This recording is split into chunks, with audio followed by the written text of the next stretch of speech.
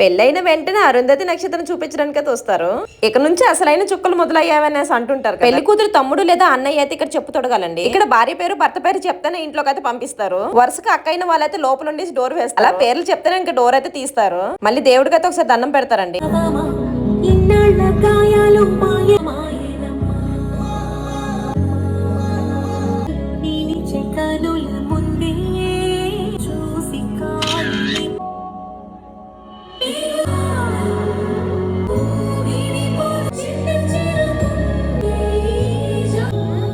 మా మరిది వాళ్ళకి తల్లిదండ్రులు లేరండి. కొంతమంది తెలియక అడుగుతున్నారు వాళ్ళ పేరెంట్స్ ఎక్కడ అనేసి. ఇలా వీడియో రూపంలో రాజేష్ కథ చూపించారు.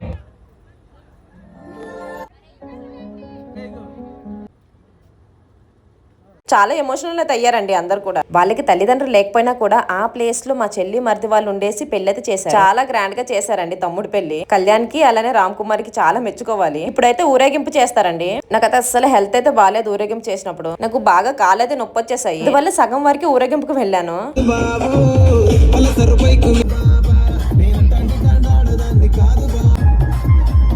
మా తరపు నుంచి గిఫ్ట్ గా మా మరిది వాళ్ళకైతే 6 grams గోల్డ్ అయితే ఇచ్చాము.